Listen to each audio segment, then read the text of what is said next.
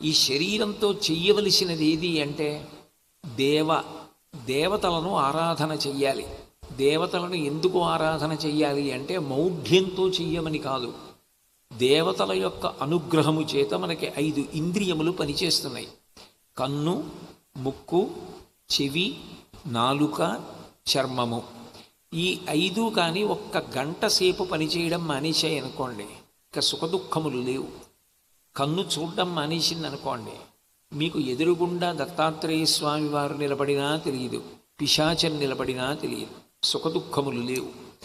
చెవి దగ్గరికి తీసుకొచ్చి నారదుడు వీణ వాయించినా మీకు తెలియదు, పిడుగుపడిన ధ్వని వచ్చినా మీకు తెలియదు, సుఖదుఖములు లేవు. నాలుక మీద తిరుపతి లడ్డూ పెట్టినా ఒకటే, నిప్పు కణిక పెట్టినా ఒకటే, సుఖదుఖములు తెలియవు. ముక్కు దగ్గర మల్లెపూల చెండు పెట్టినా ఒకటే, కుక్క కళేబరం నుంచి వచ్చిన వాసన వచ్చినా ఒకటే, సుఖదుఖములు తెలియవు. అంటే అసలు ఈ 5 ఇంద్రియములను ఆశ్రయించి సుఖదుఖములన్నీ ఉన్నాయి.